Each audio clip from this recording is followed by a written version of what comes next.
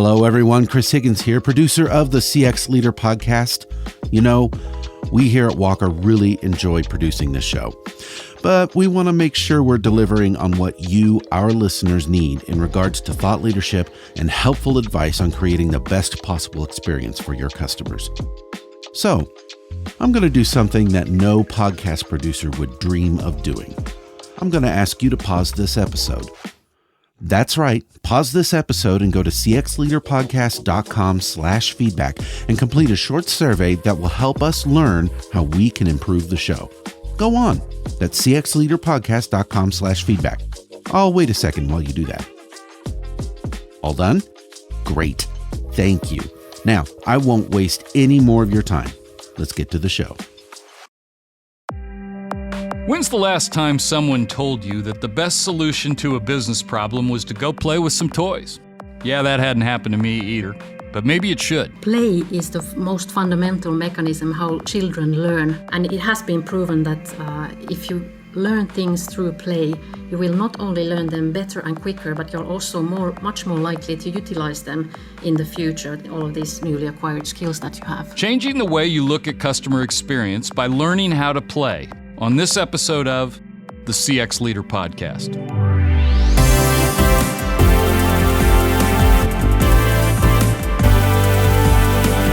The CX Leader Podcast with Steve Walker is produced by Walker, an experience management firm that helps our clients accelerate their XM success. You can find out more at walkerinfo.com. Hello, everyone. I'm Steve Walker, host of the CX Leader Podcast, and I'm glad you're listening. As we like to say on this podcast, it's never been a better time to be a CX leader, and we explore the topics and themes to help leaders like you deliver amazing experiences for your customers. You know, my kids are now adults, so it's been a while since I've had toys in my home, but one particular toy that was and continues to be a popular choice for both parents and kids is Lego, so named after the Danish phrase to play well. Lego bricks and playsets are still a best-selling product today. So you might be asking, Steve, what does this have to do with customer experience? Well, my guest is going to talk about that and how she utilizes the Lego Serious Play method to build better customer experiences.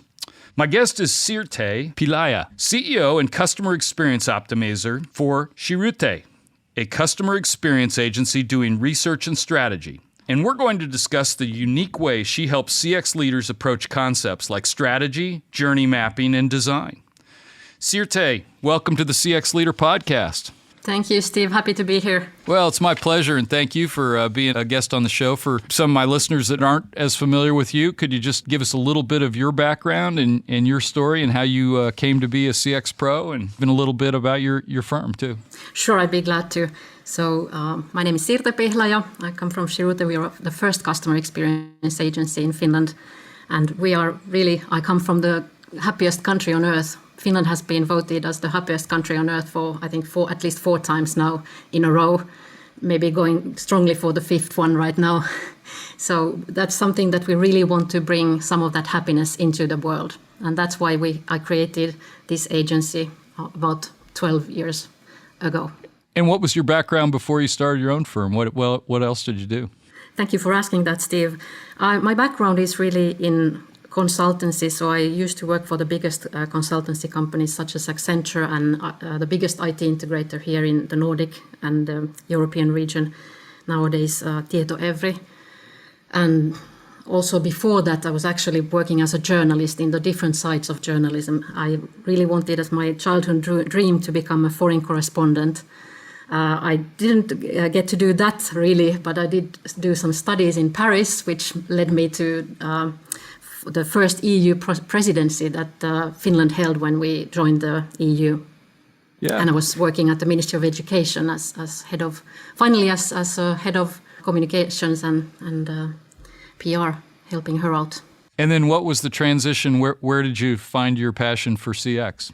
I have been working in different areas of CX really for over 25 years already, but they haven't always been referred to as CX, let's say. Yeah. So I have a really long background already doing service design and all these different self-services since the beginning of the internet, maybe. almost. Yeah, great. We have a lot of different types of people that find their way into the CX, but I don't, maybe I've talked to one or two other people that kind of came out of the journalism side of it. But, it is about communication, and so I think that's a very relevant background. So, Sirte, in addition to all of the other things you've accomplished in your career, you've also been a great supporter and volunteer and been very involved in the CXPA, right? Yes, I have. Actually, I was one of the founding members for the CXPA back in the day. And in 2013, when CXPA had their first CX Day, we also started our activities here in Finland. So the CXPA Finland was born then, and I've been leading the activities ever since as the head of the CXPA Finland network. And that is really something I'm very passionate about.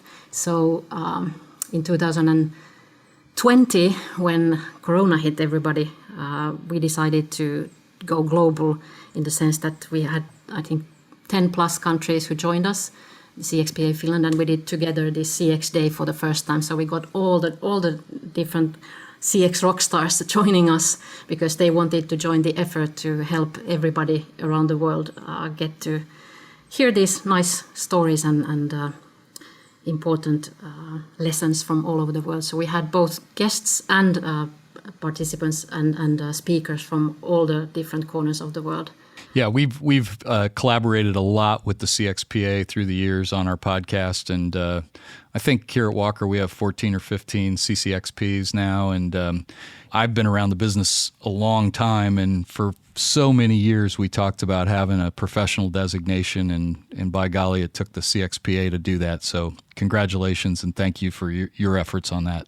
Thank you. I think I was one of the first CCXPs in Europe to getting those credentials. So I'm really happy to see that how it's going forward, moving forward. Now we're doing these CX masterclasses and with Ian Golding to help people to really learn the CX framework and whatever is needed for gaining your CCXP credentials. And I think that the more we have of these people with accreditation, the more it puts the CX as a profession into the foreground in businesses. So it is a really important thing to do. That's why we say on the CX Leader podcast, it's never been a better time to be a CX leader, thanks to people like you. That's right. Talk to me a little bit about how this thing started with Lego and how did business people and Lego bricks come together? Well, Lego Serious Play is a methodology that the Lego Group commissioned from two university professors, Bart Victors and Johan Roos, who came up with the methodology. There's about 30 different theories that it is founded on, the most well-known of which is the flow. And basically, they created that methodology because Lego was on the brink of bankruptcy. And they needed to change their direction, they needed to change their strategy, and they needed to do this very soon. And then they came up with this methodology that helped them not only to change their course, but also they realized very, very soon in the game that, this saying that culture eats strategy for breakfast. So they realized that they needed to do something on the cultural side of things as well. So the first application was about real-time strategy, but the two next following applications of Lego Serious Play were about real-time identity. So both on the individual employee level and on the team level, to build on a culture that would then enforce the strategy and make it happen in the real life.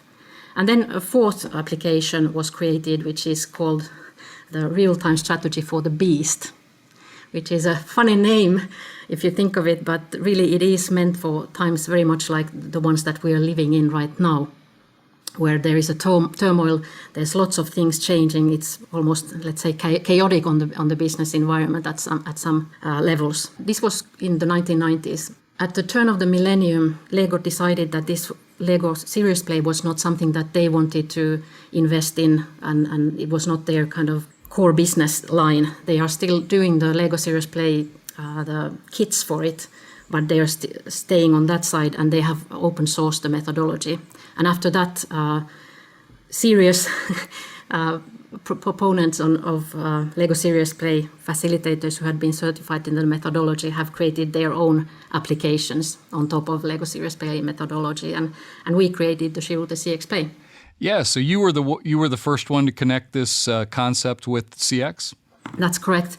And we have been working on it ever since because it's really a different way of creating not just CX, but also I like to call it building better people experiences, because we are also working on the employee experiences side of things and partner side of things. So not just CX. So the concept back to the academic work is that, we can learn a lot by play, right? That, we ought to make things fun. And if you do it with a purpose, with an intention, then you can actually not only have fun, but you can actually learn some new habits and some new traits and come up with some creative solutions, particularly in chaotic times. Is that a fair assessment?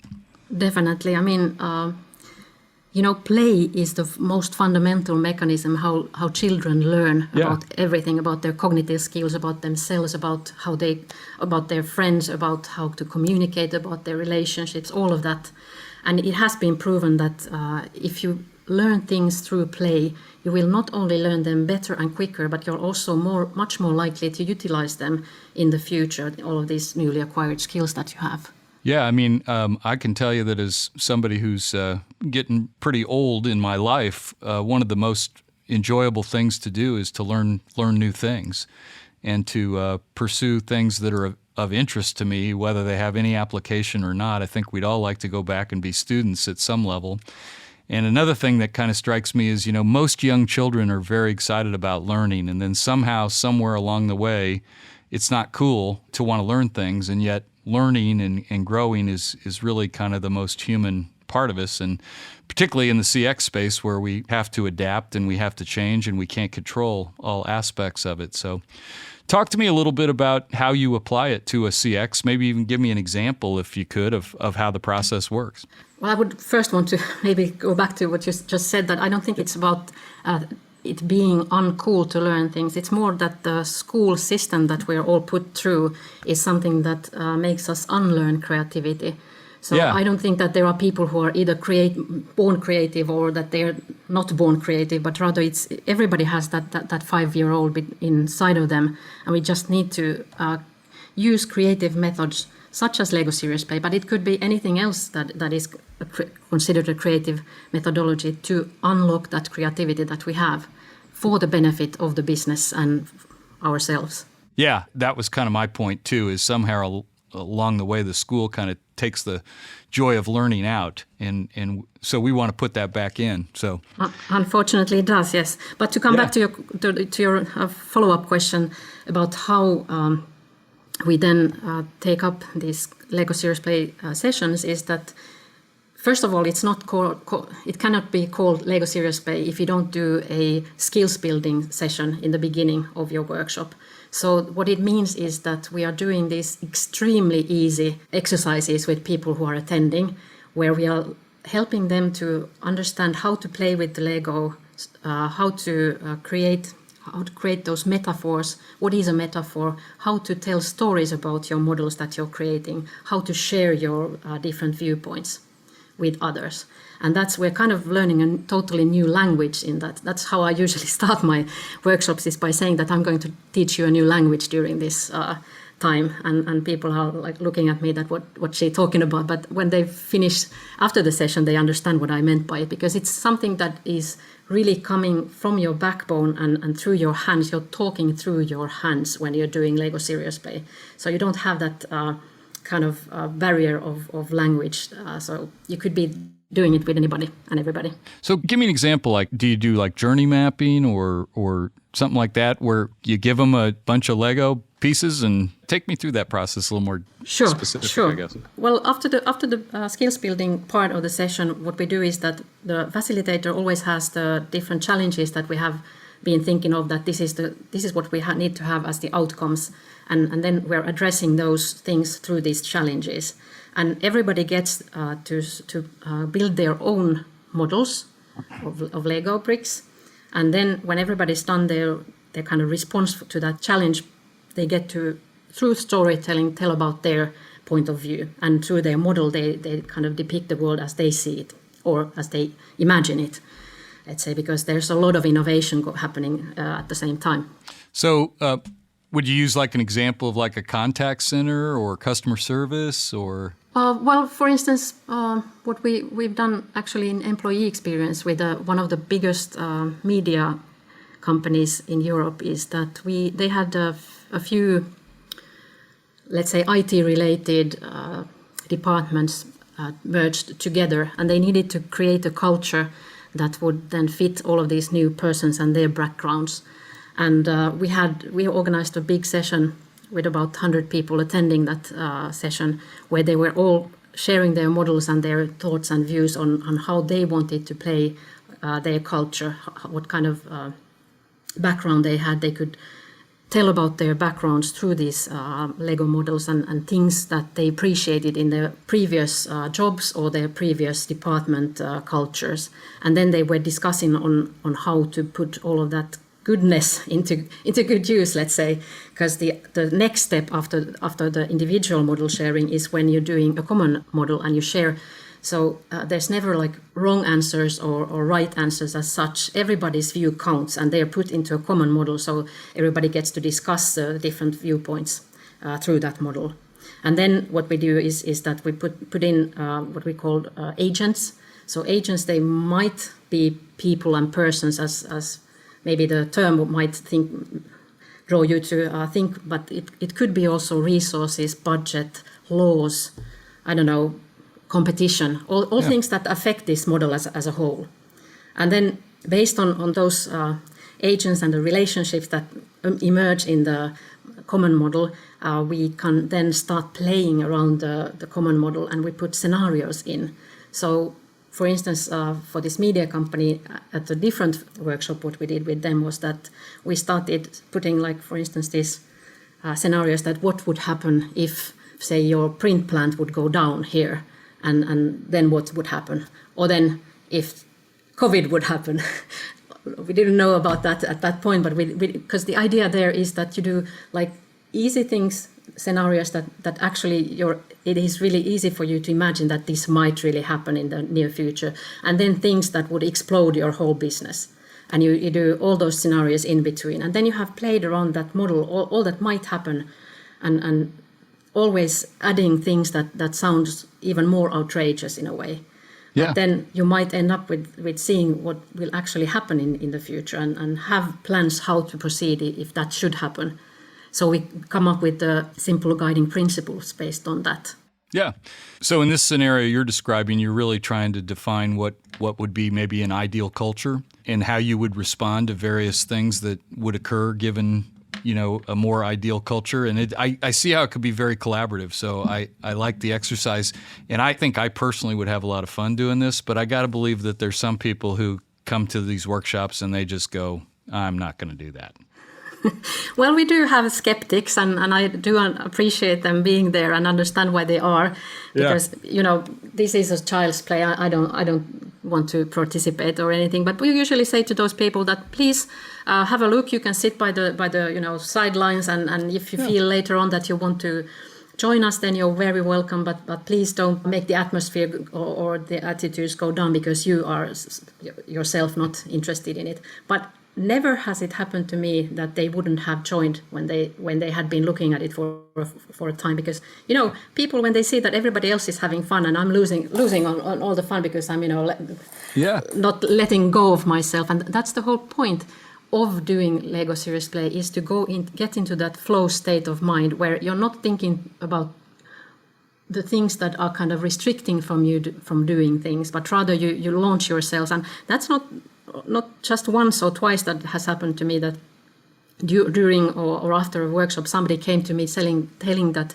I've never given so much out of myself. Or the other time when we had in a workshop, we had somebody come to tell me that hey, I didn't know that person who's been sitting next to me for 20 years is so clever, because they've never uttered a single word during our relationship. So it builds team performance at the same time, and the relationships really respectively with the people within that team.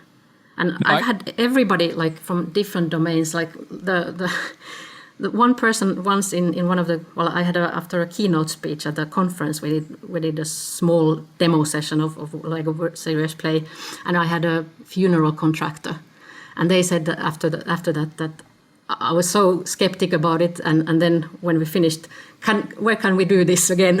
Like that he was really into it. So it doesn't matter what domain you're coming from.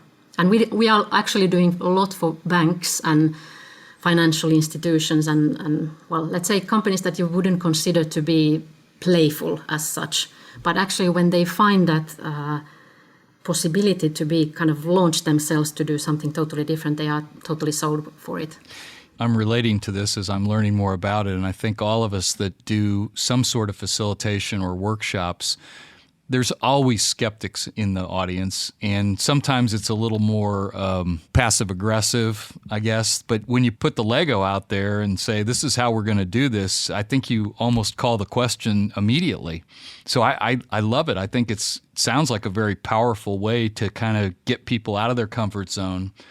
And as you mentioned in your one story there, like I didn't know this person was ever that clever after 20 years. Well, that, you have to get into those kind of scenarios, and that's what's so beautiful about this. When you hear those testimonials, it's really makes me almost want to cry, because I feel that I have changed that company somehow. I have been able to give them something totally on top of what we were doing, which was like something in CX, but rather making those relationships matter. Yeah, it reminds me of one of my favorite sayings, and I should be able to attribute this to somebody, but I don't remember who I heard it from. But the best quality of leaders is that they get people to do stuff that maybe even they thought they couldn't do by bringing them and showing them their own potential.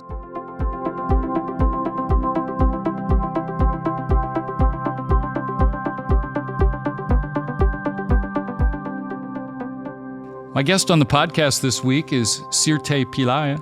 She is the CEO and Customer Experience Optimizer for her own firm, Shirute, where she does CX consulting and research and strategy, the first agency to do this in Finland, and also an innovator in the world of Lego Serious Play. Talk a little bit more about specific out-of-the-box innovations that you've seen come out of some of your CX workshops, and just to give our listeners some of the ideas of some of the things that they might be able to accomplish with this. Well, we have been doing all kinds of different formats, let's say, that it has been, we can use it for persona creation, for instance. We did that with some group that they were just like creating personas for their CX things. Then more on the level of understanding these different kinds of relationships that are going on within the company, trying to figure out on the company level if there is a structural change going on. So when people are organizing themselves differently, we have been helping with that. Also and that's going on both the team and individual levels, because there's always on both levels there's stuff to be addressed, let's say. Then going all the way like through doing these scenarios and understanding the futures to come, which is I think something that is very important that during these kind of times, that you stop in your tracks and don't just keep on doing what you have been doing all the time since the beginning of the world, but try to see where should we be going now, because Lego Serious Play is and let's say play in general is really for innovating new solutions for the new challenges that we are facing. So we should really put it into practice and use those possibilities that it gives us to imagine new things that we might want to deal with in the future. Also prototyping, all different phases of service design. Funnily, I know about Cirque du Soleil, this circus company. I love them. They are actually doing customer interviews, customer research through Lego Serious Play. So they put their whole circus stage on there, and they talk about things with their customers through the Lego setting. So you could use it for whatever.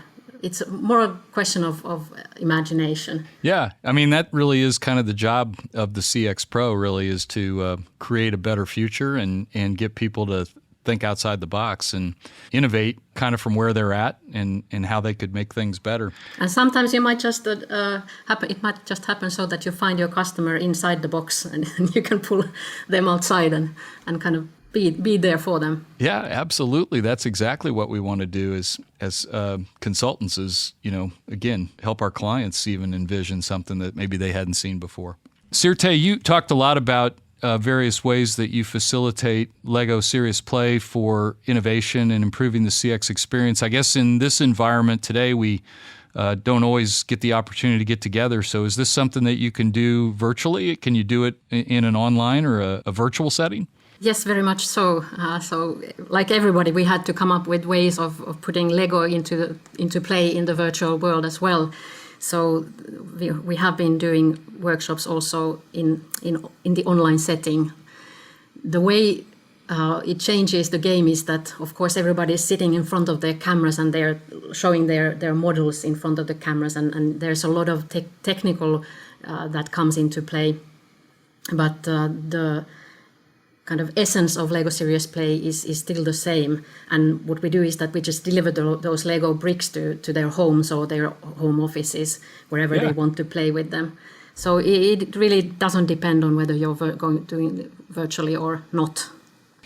Is there like an app out there where you can play Lego virtually, actually? For Lego Serious Play specifically, we're just using the same thing, cameras and Zooms and Teams that everybody else is doing. But on top of that, we are then utilizing murals and Miros and those things to put those models into place and then shuffle them together when we do the common models. So that's really the only different part of what we are commonly used to doing in a live setting.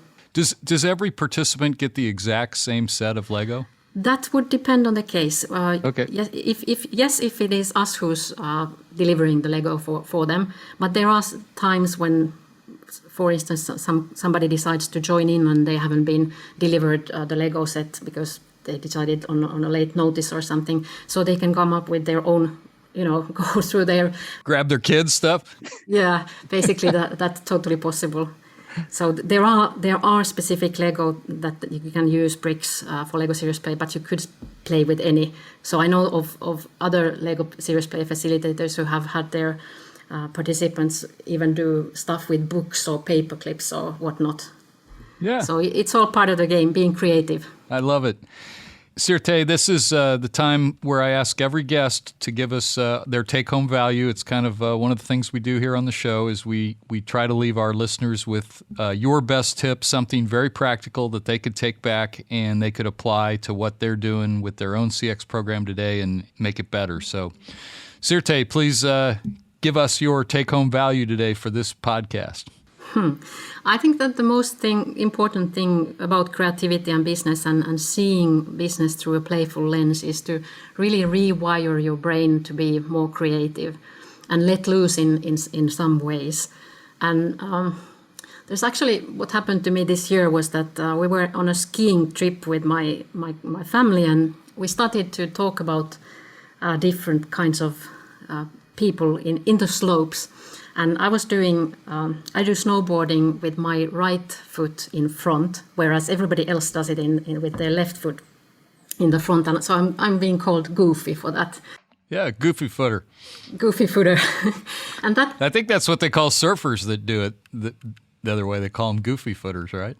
Yeah. So that got me into thinking really, and I started this interesting experiment that I decided to go reverse for a whole week and rethink things. And the easiest way of doing this was to start doing everything that I do, because I'm right-handed, so I did everything on my left hand that I have used, brushing my teeth and everything, writing with my left hand. And I did this for 1 week, and it really got me into thinking that I'm not ambidextrous by no means. I'm more like what do you call them? Like cross-dominant. But I do jump and kick the ball with. I can do it with both my legs and so on. But it was really a nice and interesting experiment, because not only was I looking at things totally differently where I realized that if you're doing this differently. But I also think that you could take this into the business world, that you start thinking about things not in the way that you're used to, even not from the business side of things, or not even from the customer side of things, but thinking about whether or not there are some kind of other points of view that you might be looking at. So we all know that, for instance, in the Asian culture, people are thinking about things a little bit differently than we are. So taking a step back from what we are doing in our everyday lives, and going left hand first, that's really it is very hard, but you have to get out of your comfort zone and unlock that creativity. And that's definitely something you can do, tomorrow, even today, to go left-handed. And that explains a lot to you about how you could do things differently. Yeah, I think that's a great tip. Yeah, just start thinking out of the box, because sometimes that's the only thing you need to do to excel in life. Hey, my guest on the podcast this week has been Sirte Pihlaja. She is the CEO and Customer Experience Optimizer for her own firm, Shirute. Hey, Sirte, if people wanted to continue the conversation, how might they find you? Either your website or LinkedIn or... Yes, I'm on LinkedIn, of course. That's the best way of getting in touch with me. If you're interested in hearing more about CX Play, we have a website at cxplay.fi. And of course, my company's website is shirute.fi/en if you want to go to the English side directly to understand it better. Sirte, you also have a book out, right? Yes, it's called CX2, and it's a book that we wrote in a collaboration with about 20 plus CX professionals from all over the world. Yep. And that book is actually a global bestseller, and I think that it's a very good book in all of its chapters. My chapter is about Lego Serious Play, actually the role of play in business, but then I'm taking Lego Serious Play as an example of that creative approach. We also wrote CX3, where I'm writing about how to create a playful and customer-centric culture. So either of these books you might want to pick up. Yes, we've actually had some of the other authors on the podcast, and we're big fans of the CXPA, and so congratulations on your success there, and I can't wait to get a hold of it, read the chapter on Serious Play. Sirte, thank you again for being such a great guest on the podcast, and best of luck to you for all of your endeavors. Thank you. It was my pleasure, Steve. If you want to talk about anything you heard on this podcast or about how Walker can help your business's customer experience, feel free to email me at podcast@walkerinfo.com. Remember to give the CX Leader podcast a rating through your podcast service and give us a review. Your feedback will help us improve the show and deliver the best possible value to you, our listener. Check out our website, cxleaderpodcast.com, to subscribe to the show, find all our previous episodes, podcast series, and contact information. You can drop us a note, let us know how we're doing, or suggest a topic for a future show. The CX Leader Podcast is a production of Walker. We're an experience management firm that helps companies accelerate their XM success. You can read more about us at walkerinfo.com. Thank you for listening, and remember, it's a great time to be a CX leader, so get out of your comfort zone. Take a new creative look at the way you're doing things in your CX program. Thank you for listening, and we'll see you again next time.